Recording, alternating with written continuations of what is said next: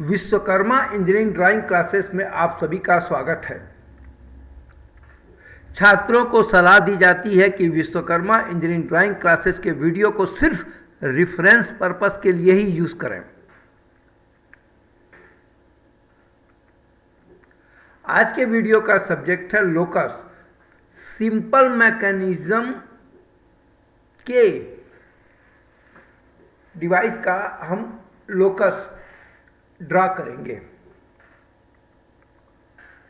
Simple mechanism में mechanism का जो रोटेशन होता है उसकी वजह उसमें के किसी पॉइंट को लेकर उसके मूवमेंट को हम का जो पाथ ड्रा करते हैं वह लोकस है।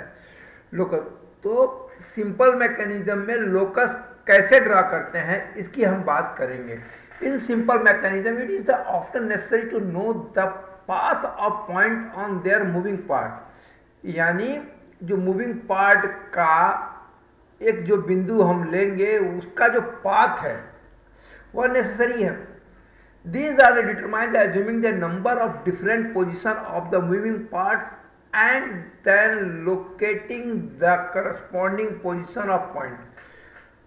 जो मूविंग पार्ट का जो पोजीशन होगा उसमें उस पर्टिकुलर पॉइंट का एज्यूम करिए P, उसका जो लोकेटिंग पॉइंट होगा पोजीशन होगा उसको जो फाइंड आउट करेंगे उसको फाइंड आउट करके जो लोकस ड्रा करेंगे वही लोकस होगा।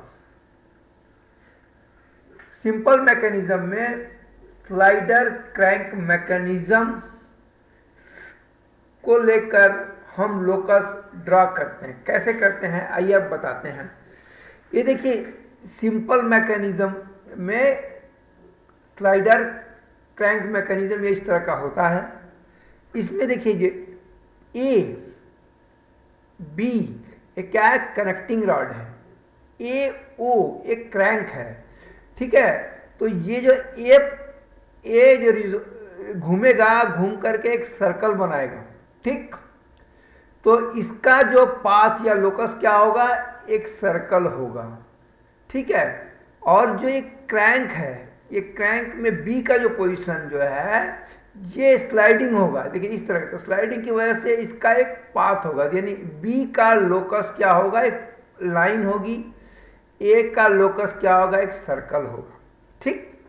अब मान लीजिए यहां पर कोई बिंदु यहां पर कहीं भी एक बिंदु एज्यूम कर लीजिए। तो वह बिंदु वह पॉइंट जो रोटेट होगा इनके सापेक्ष में, तो वह कुछ इस तरह का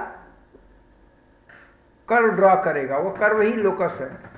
तो वह जो पॉइंट ये यहां पर या यहां पर इस कनेक्टिंग रॉड पर कहीं भी अगर हम एज्यूम करते हैं वह ना तो सर्कल होगा और न ही स्ट्रेट लाइन होगा, ठीक।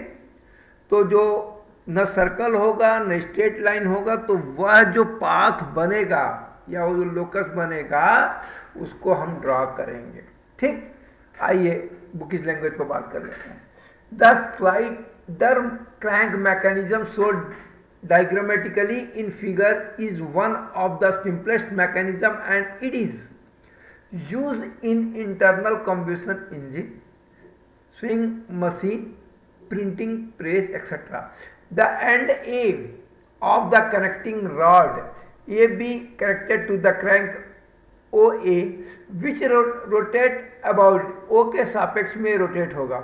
The other end B is attached to a slider which slide along the straight line. The locus of A will be a circle, that of the end B will be straight line.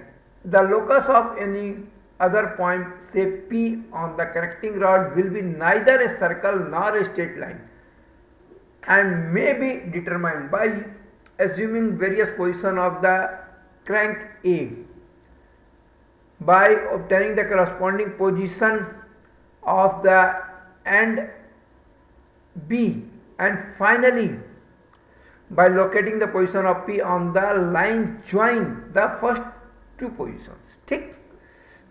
सो जो P point assume करेंगे उसके जो locus होगा उसको उस curve को हम coupler curve भी कहते हैं। ठीक, आइए सिंपल स्लाइडर क्रैंक मैकेनिज्म को लेकर एक प्रॉब्लम को समझते हैं और उस पर एक बिंदु P मान लेते हैं और उस P किस पाथ पर चलेगा उस पाथ को ही हम लोकस बोलेंगे या कर्व बोलेंगे। ठीक है, उसको कैसे ड्रा करें इस पर बात करेंगे। Problem, in a simple slider crank mechanism the connecting rod AB 750, this AB 750 long and crank OA 150 mm long. The end B move along the straight line passing through O. Trace the focus of a point P 300 from A along the rod for one revolution of OA. ठीक, आइए मेरे pronunciation में अगर कोई आपको चीज ना समझ में आ रही हो या आपको समझने में किसी दिक्कत हो तो मैंने स्टेप भी लिख दिए हैं। अब स्टेप बाय स्टेप जिस तरह से लिखा हुआ है उसी तरह से मैं ड्रा करता हूं और आप देखिए किस तरह ड्रा होगा। Divide the circle path of A into the equal, जो क्रैंक ओ ए का जो रोटेट होगा तो ए का जो पाथ बनेगा वो ए बना। ठीक, इसको हम 12 भाग में बांट लिए। ठीक, उसके बाद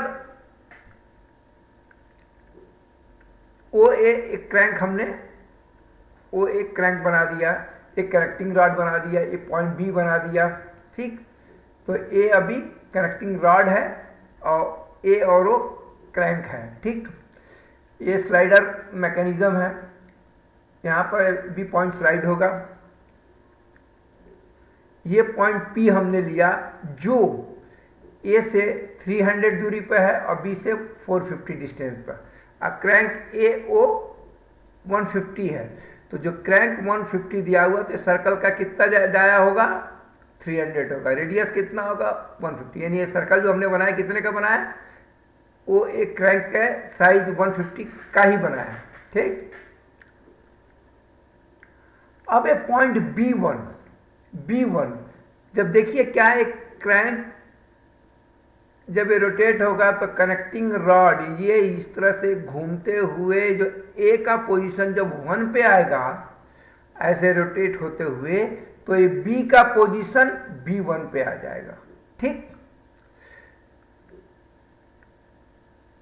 तो P का पोजीशन P1 आएगा, यानी जब A 1 पे आ गया B B1 पे आ गया तो ये P1 पे आ गया, मतलब यहां से 300 की जो दूरी है यहां से 300 की दूरी पर मार्क कर देंगे। ठीक, तो P1 मिल गया। और वैसे ही 750 1 से लेकर के जो B1 पर करेंगे कितना आएगा, ये 450 है, ये 300 कितना हुआ 750, यानी 1 से B1 का डिस्टेंस 750 है और 1 से P1 का डिस्टेंस 300 है।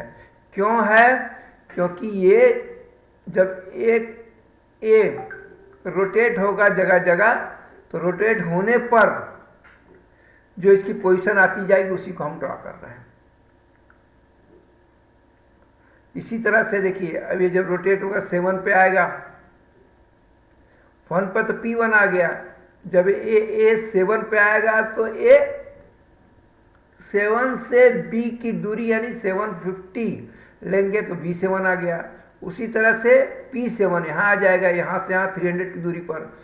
इसी तरह से 6 5 4 3 2 मतलब B का भी लोकेट कर लेंगे और वैसे ही जैसे 1 P1 और P7 किया है वैसे ही पोजीशन मिला करके हम इसको भी करेंगे। अब देखिए उसी तरह से, क्योंकि जैसे यहाँ से ये लाइन आया था यहाँ से आया था, उसी तरह से इन लाइनों को मिला देंगे। क्योंकि इसकी पोजीशन यहाँ पर आएगी तो ये लाइन बनेगा, तो यहाँ से 750 ले लेंगे। इसकी पोजीशन जब 5 पे आएगी तो ये लाइन ड्रा करेंगे और यहाँ से 750 लेके कट करेंगे। उसी तरह से P1 P2 P3 P4 P5 से P11 भी हम लोग कर लेंगे। अब इनको P1 से P12 तक के हम मिला देंगे तो ये कर्व मिलेगा, और ये कर्व ही लोकस है किसका? P का। अतः A का लोकस ये सर्कल है, B का लोकस B1 से B7 तक के है, वैसे ये P का, ये जो P है पॉइंट, इसका लोकस ये होगा, यानी ये कर्व बनेगा। ओके, तो मैंने ड्राइंग ड्रा करके भी बताया आपको, और पूरे स्टेप्स भी लिखे हुए हैं इस तरह से। मुझे उम्मीद है कि आपको ये समझ में आया होगा।